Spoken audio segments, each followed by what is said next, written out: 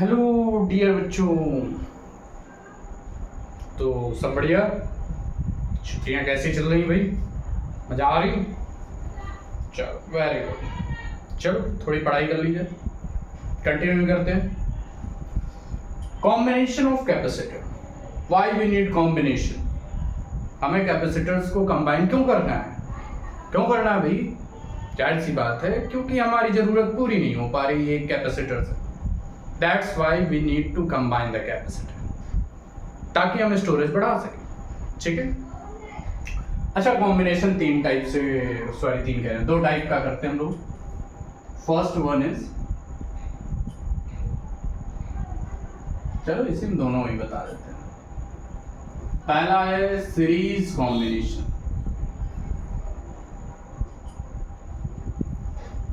दूसरा है parallel combination.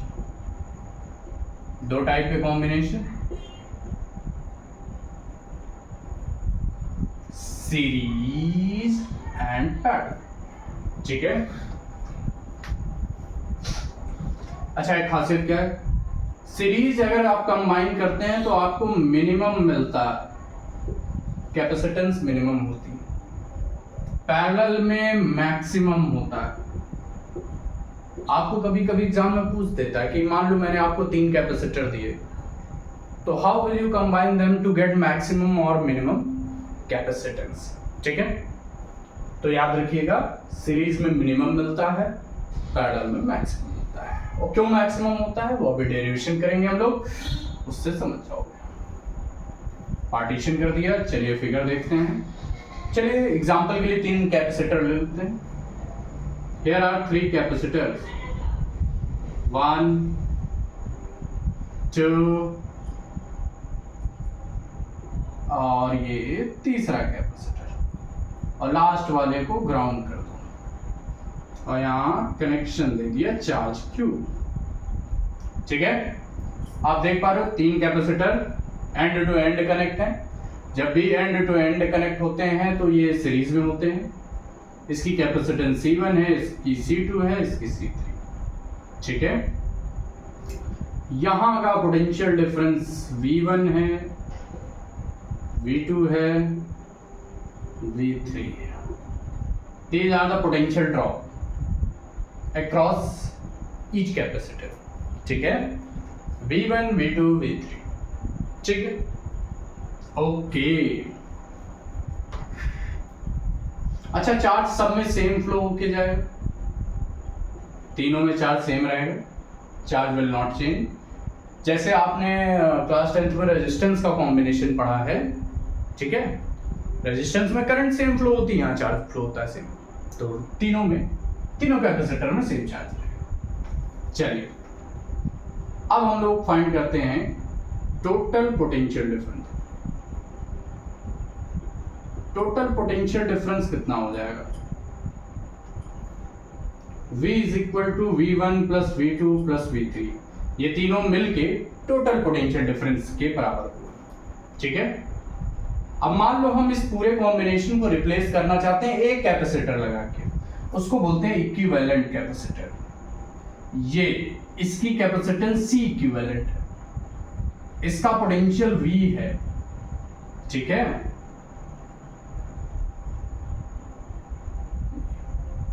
तो मान लो हम इस तीनों को इससे रिप्लेस करना चाहें। ठीक है। तो देखिए V के प्लेस पे क्या रखोगे? एज वी नो दैट, हमें रिलेशन पता है कि V is equal to Q by C होता है। ठीक है। V के लिए C इक्विवेलेंट लिख दो, Q बाई C इक्विवेलेंट, ये वाला। और V1 के प्लेस पे क्या लिखोगे? चार तो सब में सेम रहेगा ना, Q बाई C1 लिखोगे। V2 के प्लेस पे Q बाई C2 लिखोगे एंड सो ऑन। चलो यहाँ वैल्यू पुट करो तीनों। V के प्लेस पे आपने क्या रखा? Q by C equivalent. V1 के प्लेस पे Q बाई C1, V2 के प्लेस पे Q बाई C2 और V3 के प्लेस पे Q बाई C3। Q सब में से कैंसिल कर दो, तो 1 by C equivalent is equal to 1 by C1, 1 by C2, 1 by C3। ठीक है। हाँ तो भाई ये हो गया बेटा, this is all about series combination. Series combination का पहचानने का सबसे अच्छा तरीका कि पोटेंशियल सेम, और सॉरी पोटेंशियल क्या है, सेम होता है, चार्ज सेम होता है तीनों में और पोटेंशियल अलग अलग होता है, ठीक है। और सी इक्विवेलेंट कितना है, 1/C1, 1/C2, 1/C3, और चौथा अगर कैपेसिटर होता तो 1/C4 और हो जाता है, ठीक है। चलो अच्छा, उल्टा रिजल्ट आया रेजिस्टेंस में, सीरीज में R1 R2 R3 आया था प्लस में, पैरेलल में ये रिजल्ट आया था, यहाँ सीरीज में रिजल्ट आता है। चलो पैरेलल कॉम्बिनेशन देखो बेटा, पैरेलल में कैसे करेंगे, दो टर्मिनल के बीच में ही सारे कैपेसिटर कनेक्ट होंगे। ये पहला कैपेसिटर, दिस इज दूसरा कैपेसिटर, दिस इज तीसरा कैपेसिटर, ये सब के सब कनेक्ट होंगे। इस टर्मिनल को चार्ज से कनेक्ट कर दो Q, इस वाले को ग्राउंड कर दो, इसको A नाम दे देते हैं, इसको B, इसकी कैपेसिटेंस C1, C2, C3। बेटा दोनों प्लेट इसमें इक्वल लेंथ की बनाना, अगर एक छोटी कर दोगे तो ये सेल को रिप्रेजेंट करने लग जाएगा, तो वो तो अच्छी बात नहीं ना, कैपेसिटर को सेल बना दो, गलत बात, ठीक है। C1, C2, C3 ये पैरेलल कनेक्ट है। अच्छा देखो, यहां से चार्ज Q सप्लाई दिया हम लोगों ने, तो जब ये यहां जाएगा तो ये Q1 हो जाएगा, ये Q2 हो जाएगा, ये Q3, ठीक है, चार्ज बढ़ जाएगा तीनों में। C1 में Q1 गया, C2 में Q2 गया, C3 में Q3 गया, सिंपल सी बात है, ठीक है। अब बेटा क्योंकि ये A और B के बीच में ही दो तीनों के तीनों कनेक्ट हैं, तो पोटेंशियल डिफरेंस तो सेम हो गया ना बेटा, तीनों के लिए सेम है नहीं। जैसे मान लो मैंने A का पोटेंशियल 100 वोल्ट ले लिया, पॉइंट B का पोटेंशियल मान लो 50 वोल्ट ले लिया, तो A और B का डिफरेंस कितना हुआ, 50 वोल्ट का हुआ, तो C1 का भी 50 वोल्ट का डिफरेंस, C2 का भी 50 वोल्ट, C3 का। इसी वजह से बेटा तीनों के पोटेंशियल डिफरेंस क्या होंगे, V कॉमन होगा। अब की क्या डिस्ट्रीब्यूट हुआ चार्ज, Q1 Q2 Q3, तो बताओ टोटल चार्ज कितना हो जाएगा, Q1 Q2 Q3। फिर वही काम, अगर हम इसको इससे रिप्लेस करना चाहें सिंगल से, तो Q के प्लेस पे क्या आ जाएगा, हमें पता है कि Q का C से क्या रिलेशन होता है, as we know that Q is equal to CV होता है, तो ओनली Q के प्लेस पे C इक्विवेलेंट इनटू V रख देंगे। Q1 के प्लेस पे क्या रखोगे बेटा, C1V, C2V, C3V। हम V अलग नहीं कर रहे हैं, V सबका सेम है। क्यों सेम है वो मैंने आपको पहले ही बता दिया था बेटा। V मारो मारो मारो, CQ आ गया C1 plus C2 plus C3, और होंगे तो और भी जोड़ दिया जाएगा, ये इक्वेशन डबल स्टार हो गया, ये स्टार था, ठीक है। तो ये पैरेलल में इतना कैपेसिटेंस आता है, सीरीज में इतना आता है, ये मैक्सिमम है। क्यों मैक्सिमम, डायरेक्ट ऐड हो रहा है भाई, सारे कैपेसिटर की कैपेसिटेंस डायरेक्ट ऐड होगी, और क्या चीज, यहाँ 1 बाई रेसिप्रोकल का एडिशन, तो यहाँ कम रिजल्ट आएगा, ठीक है। सीरीज पैरेलल समझ गए, ठीक है। अब इसको कुछ बढ़िया बढ़िया न्यूमेरिकल जो आपके बोर्ड एग्जाम में पूछे जा सकते हैं, और जिनका कुछ हायर ऑर्डर थिंकिंग वाले भी क्वेश्चन देख लेते हैं, बता दूं।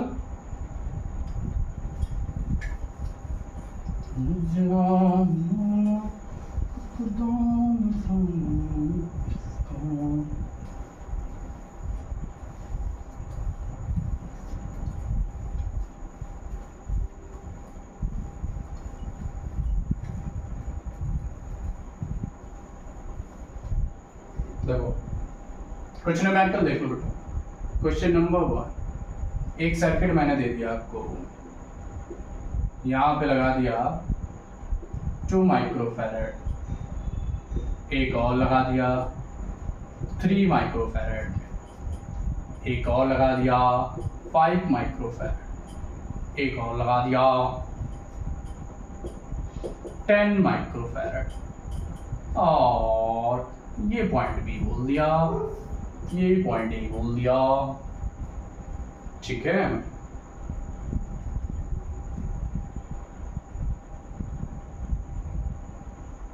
यहाँ से ये ऐसे कर दिया, यहाँ से ये ऐसे कर दिया, ठीक है। ओके चलिए, फाइंड, क्वेश्चन है find equivalent capacitance between A and B. A और बी के बीच का इक्विवेलेंट कैपेसिटेंस बताओ। पहचानो कौन सीरीज में है कौन पैरेलल में है, ठीक है। नहीं पहचान पा रहे हो? अरे बोलो कौन सीरीज में कौन पैरेलल में है, नहीं समझ पा रहे हो ना? चलो समझाते हैं। देखो बेटा, यहां का पोटेंशियल हम लोग V मान लेते हैं, V मान लें, ठीक है। और इसका पोटेंशियल V डैश मान लेते हैं। बेटा पोटेंशियल चेंज हो जाता है, जैसे यहाँ पे V पोटेंशियल है, अगर बीच में कोई कैपेसिटर पड़ गया तो पोटेंशियल चेंज हो जाएगा, यहाँ का V डैश, ठीक है। अगर कोई चीज वहां नहीं पड़ रही है रास्ते में तो पोटेंशियल सेम रहेगा, ठीक है। चलो अब मैं थोड़ा फिर से इस फिगर को बनाऊंगा। ये पॉइंट ए कर दिया मैंने नाम, यहाँ पे V डैश, ये मान लो V है, ये V डैश है, ठीक है। अच्छा बताओ, ये 2 माइक्रोफैरड वाला कैपेसिटर किसके किसके बीच में कनेक्ट है? V और V डैश के ना। बेटा ऐसे डायरेक्ट देख के नहीं पहचान पाओगे आप सीरीज के पैरेलल, इसको थोड़ा रिड्यूस किया जाता है, दूसरे फॉर्म में ट्रांसफॉर्म किया जाता है। देखो 2 माइक्रोफैरड वाला 2 और 2 के V और V डैश के बीच में कनेक्ट है, कनेक्ट कर दो चुपचाप बिना कोई सवाल किए। ये 2 माइक्रोफैरड हो गया। चलो अब आगे बढ़ो, ये पॉइंट ए हो गया यहाँ पे, ठीक। अच्छा ये और ये किसके बीच कनेक्ट है? बेटा इधर ध्यान दो, यहाँ का पोटेंशियल V है तो ऊपर वाले वायर में देखो कोई चीज कनेक्ट नहीं है, कुछ कनेक्ट है ऊपर वाले से जो वायर गया? नहीं है ना। तो इसका मतलब यहाँ का जो पोटेंशियल होगा वही इस पॉइंट का भी होगा, और same as it is V dash, यहाँ पोटेंशियल है तो इस वायर में कुछ नहीं मिला तो यहाँ भी V डैश होगा। अब बताओ ये 3 माइक्रोफैरड वाला किसके किसके बीच में कनेक्ट है? V डैश और V, तो V डैश और V के बीच में कनेक्ट कर दिया, ठीक। ये कितने वाला था? 3 माइक्रोफैरड। तीसरा भी V और V डैश के बीच में कनेक्ट है, तीसरा भी ऐसे कनेक्ट कर दो, और चौथा सबसे लास्ट वाला वो अलग है B। ये 10 माइक्रोफैरड वाला था, ये 5 माइक्रोफैरड। अब आप मुझे खुद बताएं ये तीनों किसमें हैं? अब तो देख के बता सकते हो ये तीनों किसमें हैं, ये तीनों पैरेलल हैं। तो बताओ C, इन तीनों का इक्विवेलेंट कैपेसिटेंस मान लेते हैं C डैश है, तो डायरेक्ट ऐड होगा 2 + 3 + 5 10 माइक्रोफैरड, C डैश आ गया। मतलब इन तीनों को हटा के अब हम इस सर्किट को ऐसे बनाएंगे, ये एक लगाए ये दूसरा, ये तीनों कितने बराबर हो? 10 के हो गए ना, तो इन तीनों को हटा के 10 वाला लगाओ, एक 10 वाला पहले से ही था। अब ये A है ये B है। अब बताओ मुझे ये दोनों किस में है, सीरीज में कि पैरेलल में है?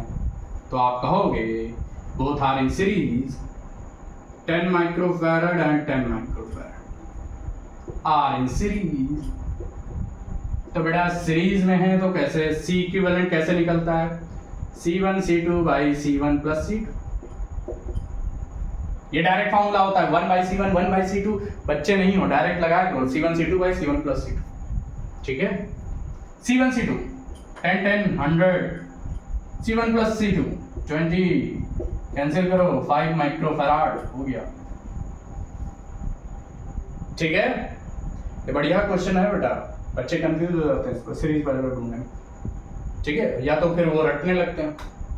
इसको नोड मेथड बोलते हैं, नाम बता दूं मैं, नोड मेथड बोलते हैं। ये जो मैंने किया कि अगर रास्ते में कोई पोटेंशियल नहीं तो आप पोटेंशियल सेम रखते हो, पोटेंशियल करें। अगर रास्ते में कोई एलिमेंट नहीं मिलता है, सर्किट एलिमेंट, तो पोटेंशियल सेम रहता है, ठीक है। ये था एक न्यूमेरिकल। आगे बढ़ें। और भी अच्छे अच्छे न्यूमेरिकल हैं। बढ़ूं आगे बढ़ूं? चलो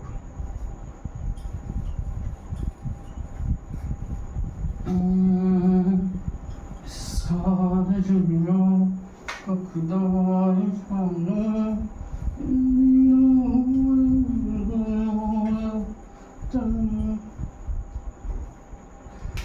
ओके चलो देखो बेटा, क्वेश्चन नंबर 2 ये भी इंपॉर्टेंट है। 4 microfarad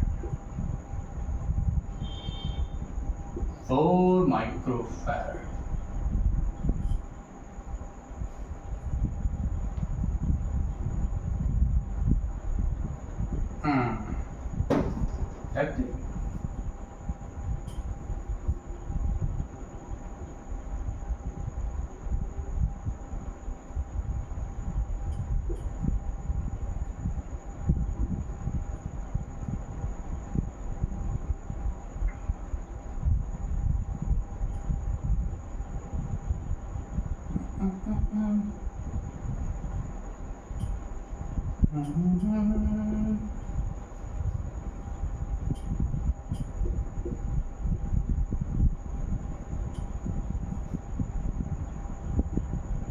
four microfarad 4 microfarad 4 microfarad. यहाँ पे एक और लगा दिया मैंने 5 माइक्रोफैराड।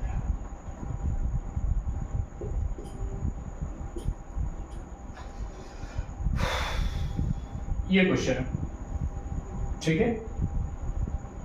अब इसमें भी आपसे पूछा जा सकता है फाइंड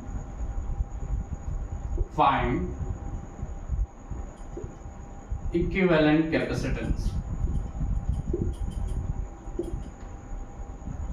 ये कुछ इस रिजल्ट टाइप के हैं बेटा, ठीक है।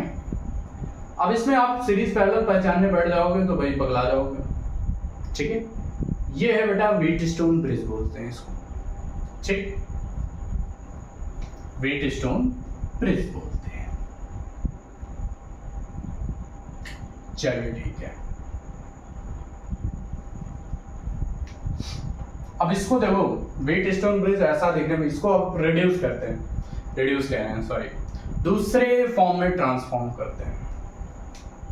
देखिए ये पॉइंट ए है, इसको चलो बी मान लेते हैं, ये सी मान लेते हैं, डी मान लेते हैं।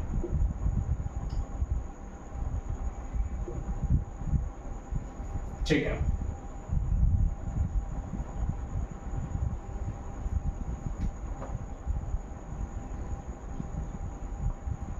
ये यहां हो गया बी सी ए डी।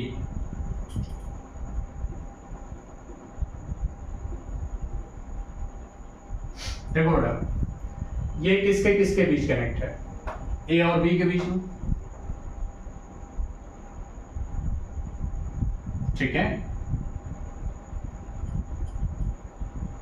ये हो गया ए और बी के बीच में 4 माइक्रोफैराड। ये वाला 4 किसके बीच में कनेक्ट है? ए और सी के बीच में है, तो यहां कनेक्ट कर दो। बड़ा गंदा, थोड़ा नीचे कर देते हैं, ये सी।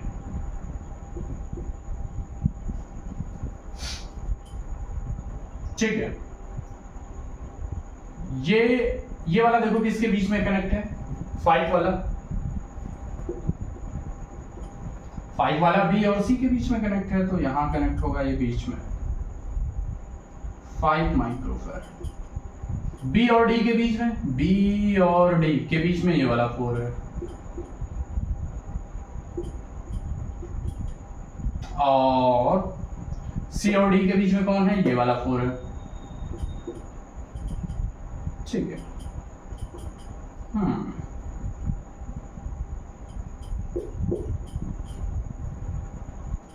छोड़ो। अब देखो, ये आपको नहीं दिख रहा है व्हीटस्टोन ब्रिज की कंडीशन है। व्हीटस्टोन ब्रिज ये कहता है कि इनके जो आर्म्स में, भुजाओं में जो कैपेसिटर लगे हैं, उनका रेशियो अगर सेम होता है तो बीच वाला कैपेसिटर इनएक्टिव हो जाता है, उसमें कोई चार्ज नहीं जाएगा। इसका रेशियो इसके साथ निकालो, इसका इसके साथ, P by Q is equal to R by S, ये कंडीशन होती है। इसको P मान लेते हैं, इसको Q मान लेते हैं, इसको R मान लेते हैं, इसको S। तो बेटा आप देख ही रहे हो, इसका इसके साथ रेशियो, इसका इसके साथ रेशियो सेम आएगा, ठीक है। तो हम लोगों को चेक करने की नहीं जरूरत नहीं है। Here it is a balanced Wheatstone bridge.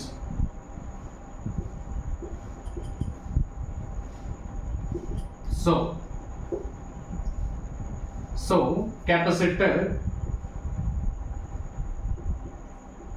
5 microfarad will be inactive. उसमें कोई करंट नहीं जाएगा, कोई चार्ज नहीं जाएगा, will be inactive. ये एक्टिव नहीं है, तो बेटा एक्टिव नहीं है तो हटा दो बीच से, क्यों लगाना फिर। अब देखो ये दोनों किस में हो गया, अरे जो चार्ज इसमें जाएगा वही फ्लो होकर इसमें चला जाएगा, सीरीज में हो गए, नीचे वाले दोनों भी सीरीज में हो गए। तो मैं इस सर्किट को चाहूं तो मैं ऐसे भी बना सकता हूं, ये लगाया, ये लगाया और नीचे ये लगा दिया। 4 माइक्रोफैरड, 4 माइक्रोफैरड, 4 माइक्रोफैरड, 4 माइक्रोफैरड, देख पा रहे हो, 4 4 4 4 4 4 4। अब ये दोनों सीरीज में, ये दोनों सीरीज में, इनका जो रिजल्टेंट आएंगे वो आपस में के पैरेलल होंगे। तो बताओ इनको सीरीज में जोड़ो, C dash 4 into 4 plus 4 plus 4 मतलब 8, 4 2 जा 8, 2 माइक्रोफैरड है। इसका भी 2 ही आएगा, C डबल डैश भी 2 माइक्रोफैरड आएगा, नीचे वाले का इक्विवेलेंट, और ये दोनों आपस में पैरेलल हो जाएंगे। C dash and C double dash are in parallel, तो C इक्विवेलेंट कितना हो जाएगा, C1 प्लस C2 मतलब C dash plus C double dash, add कर दो मतलब 4 माइक्रोफैरड आपका आंसर हो जाएगा, ठीक है। और यहां से सॉल्व करना चाहते हो यहां से भी कर सकते हो, बीच का 5 माइक्रोफैरड हटा दो बेटा, तो तुम्हें नहीं लगता जो चार्ज इसमें फ्लो होके आएगा वही इसमें चला जाएगा, तो ये दोनों सीरीज में हो गए। नीचे वाले पार्ट में आओ, जो चार्ज इसमें आएगा वही फ्लो होके इसमें चला जाएगा, तो ये दोनों सीरीज में हो गए। कैसे भी कर सकते हो, बस इतना याद रखना कि अगर उनके रेशियो सेम है तो बीच वाला इनएक्टिव हो जाता है, ये भी समझाना था मुझे, ठीक है। तो ऐसे इस फॉर्म में भी व्हीटस्टोन ब्रिज देता है, इस फॉर्म में भी देता है, इस फॉर्म में भी दे सकता है बेटा, बीच में 5 का लगा देगा, ऐसे कंफ्यूज ना होना, ये भी व्हीटस्टोन ही है, ठीक। चलिए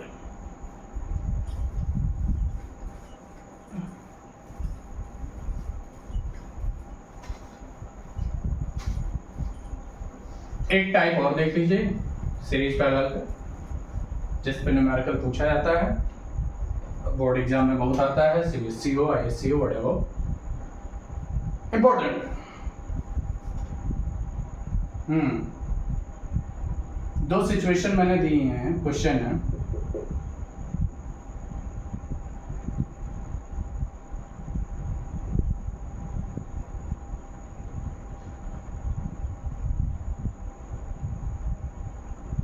यहाँ एक डाइलेक्ट्रिक भरा, यहाँ दूसरा,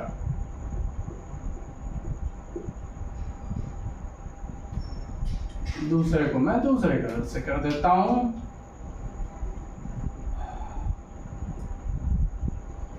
ठीक है। दो डाइलेक्ट्रिक हैं, इसके प्लेट का एरिया भाई A है और इसकी प्लेट के बीच की सेपरेशन D है, ये पहला केस है। दूसरे केस में क्या है बेटा,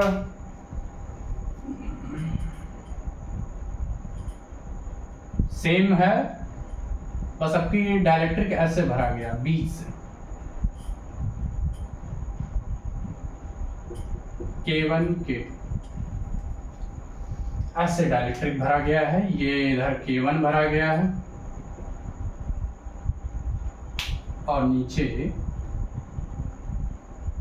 K2, K1 K2 ठीक है, ये डाइलेक्ट्रिक कांस्टेंट है K1 K2, यहाँ पे K1 K2। अब आपको क्या बताना है, इक्विवेलेंट कैपेसिटेंस बतानी। बेटा ये दो कैपेसिटर बन गया, यहाँ की कैपेसिटेंस C1 हो गई, इसकी C2, यहाँ की कैपेसिटेंस C1 C2, ठीक है। यहाँ क्या हुआ, यहाँ एरिया आधा हो गया, A/2 इसका हो गया, A/2 इसका हो गया। यहाँ पे क्या आधा हुआ, एरिया तो दोनों का सेम है A, ठीक है, बट D आधा हो गया, D/2 इसका, D/2 इसका। बेटा आपको पता होना चाहिए D आधा होने, भाई तुमने पोटेंशियल का फॉर्मूला पढ़ा, V = AD। अगर D बढ़ गया इसका मतलब पोटेंशियल भी बढ़ जाएगा। D आधा आधा हो गया, पोटेंशियल डिस्ट्रीब्यूट हो गया, इसका मतलब पोटेंशियल किस में बढ़ता है, सीरीज में कि पैरेलल में, सीरीज में बढ़ता है। तो बेटा ये वाला सीरीज में है, ठीक है। जब एरिया सेम हो दोनों का और डी अलग हो तो समझ आ रहा है सीरीज में है। और ये दोनों कैसे हो गए बेटा, पैरेलल कॉम्बिनेशन, ठीक है। चलो हमें C1 और C2 की वैल्यू लिखनी है। C का एक फॉर्मूला पढ़े हो ना बेटा, K∈0 A/D, ये पैरेलल प्लेट की कैपेसिटेंस होती है। तो C1 कितना हो जाएगा बोलो, K1 हो जाएगा ε0 A के प्लेस पे A/2 है तो 2D हो जाएगा, ठीक है।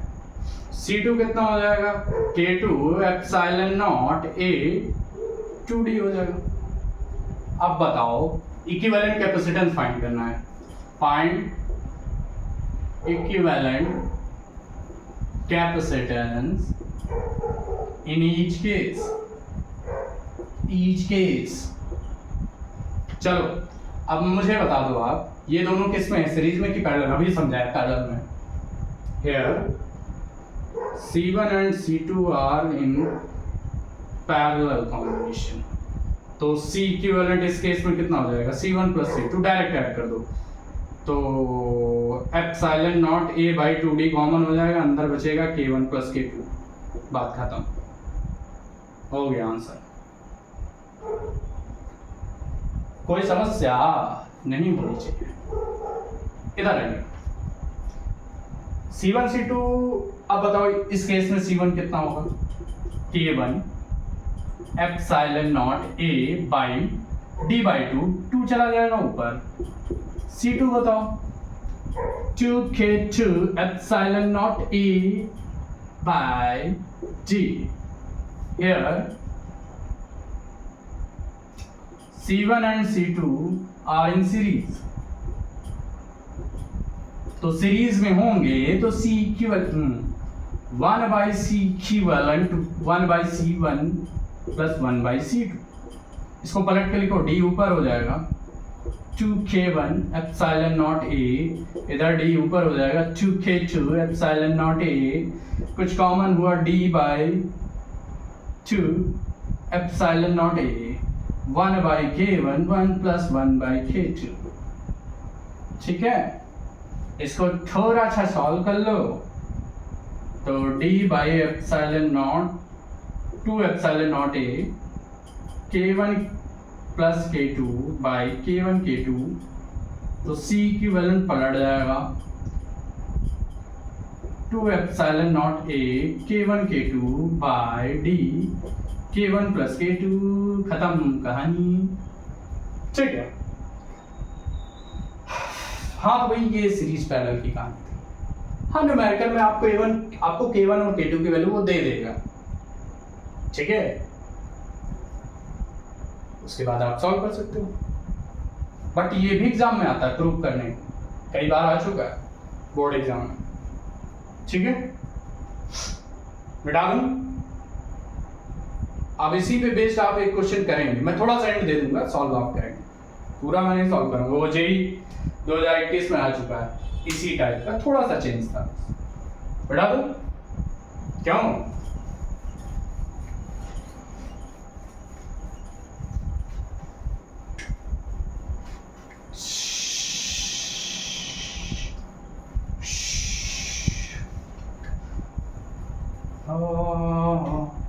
शक्तिमान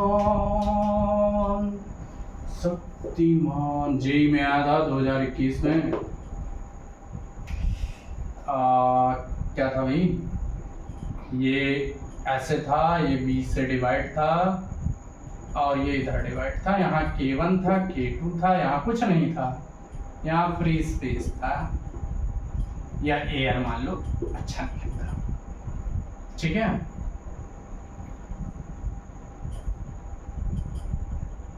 इसके प्लेट का एरिया A था, plate area is A, the gap is D, ठीक है। इसके कैपेसिटेंस बतानी थी आपको, फाइंड इक्विवेलेंट कैपेसिटर, ठीक है। अभी आपको सिखाया था इन दोनों में D अलग अलग है, तो ये दोनों बेटा सीरीज में हो जाएंगे, और ये एयर कैपेसिटर ये दोनों सीरीज में, और इन दोनों का जो रिजल्ट आएगा वो इसके पैरेलल, ठीक है। इस सर्किट को मैं ऐसा, अगर मैं इसकी कैपेसिटेंस C1 लिखूं, इसकी सूटी नहीं C2 लिखूं, इसकी C3 लिखूं, तो ये सर्किट कुछ ऐसा हो जाएगा। यहाँ एक कैपेसिटर लगा, यहाँ ये दोनों लगा, यहाँ, ठीक है।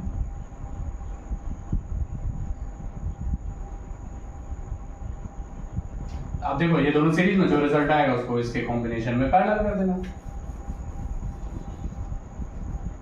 ठीक है।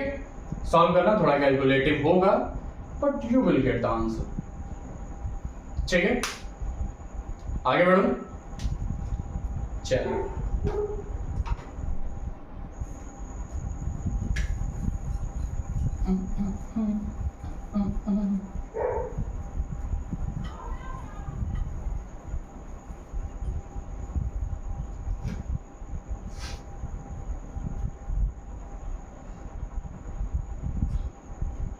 देखिए एक लास्ट टॉपिक बचा है, बस ये चैप्टर कर रहा हूं। Effect of dielectric insertion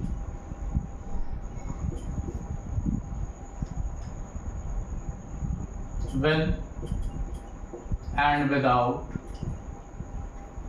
dielectric, with and without battery, sorry। अगर एक डाइलेक्ट्रिक इंसर्ट कर दिया जाए प्लेट्स के बीच में, जब बैटरी लगी हो जब बैटरी ना लगी, तो दो पार्ट में डिवाइड कर देते हैं।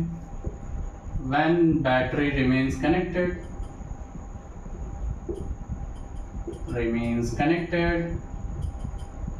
ठीक है। और इधर क्या कर देते हैं, when battery is disconnected। देखो जब बैटरी कनेक्टेड रहे और जब बैटरी डिस्कनेक्ट कर दिया। मान लो ये कैपेसिटर है, इसमें आपने एक डाइलेक्ट्रिक भर दिया है, इंसर्ट कर दिया जिसका K है डाइलेक्ट्रिक कांस्टेंट, और इधर बेटा बैटरी लगी है, अरे बन जा बैटरी, और ये कनेक्ट है, तो ऐसे बनेगा, ठीक है। पॉजिटिव नेगेटिव,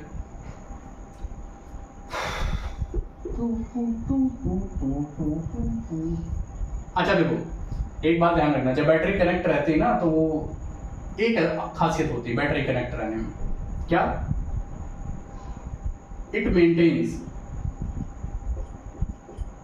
बैटरी का काम ही क्या होता है, इट मेंटेन पोटेंशियल डिफरेंस को कम नहीं होने देता जब तक बैटरी लगी है, मेंटेन रखता है वो पोटेंशियल डिफरेंस को।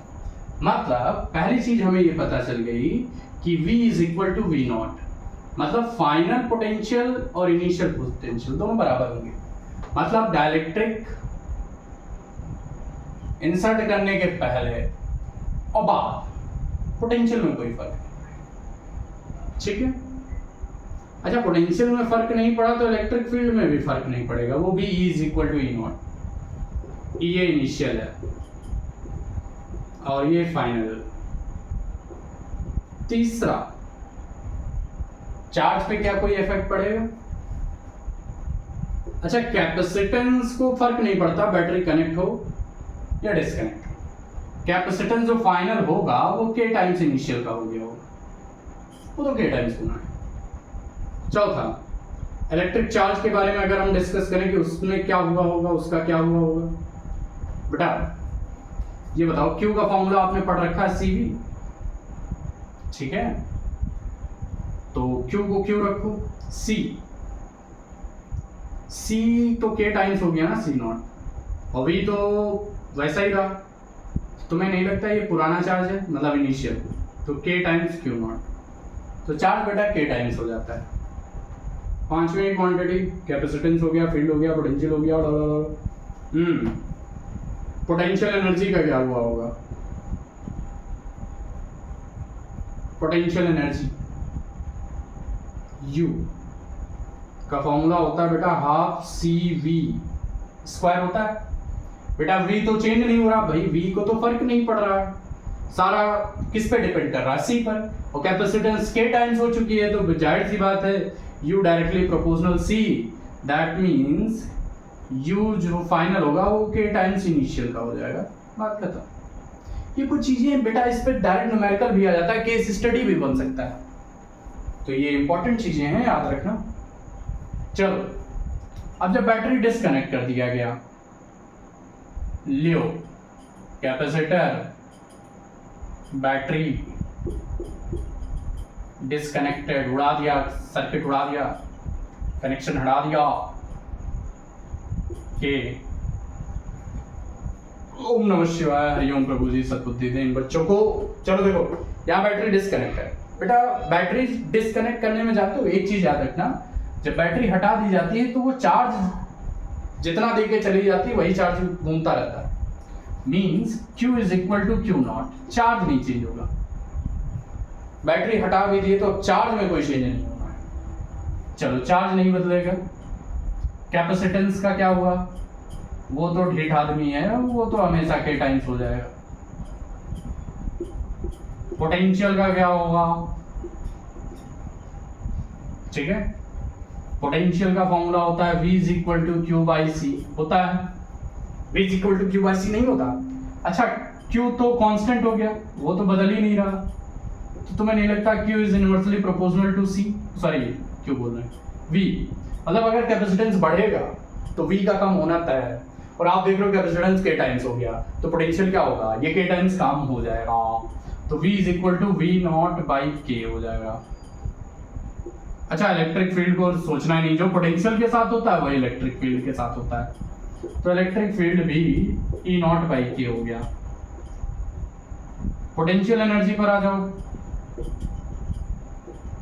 इनके साथ क्या ट्रेजेडी हुई, ये भी बेटा के टाइम्स कम हो गया, ठीक है, ठीक है, क्योंकि आपने पोटेंशियल एनर्जी का एक फॉर्मूला ये भी पढ़ा होगा, Q square by C, Q constant हो गया, C के इनवर्सली प्रोपोर्शनल है, C के टाइम्स बड़ा है तो U के टाइम्स कम हो जाएगा। हाँ तो ये कुछ चीजें हैं जो आपको ध्यान रखनी, ठीक है, क्लियर, समझ गए, चलिए ठीक है। तो कैपेसिटर चैप्टर यहाँ खत्म हो गया बेटा, electric potential and capacitor. Next जब भी मिलेंगे हम लोग करंट इलेक्ट्रिसिटी में मिलेंगे, ठीक है, okay, thank you boss, see you in the next lecture.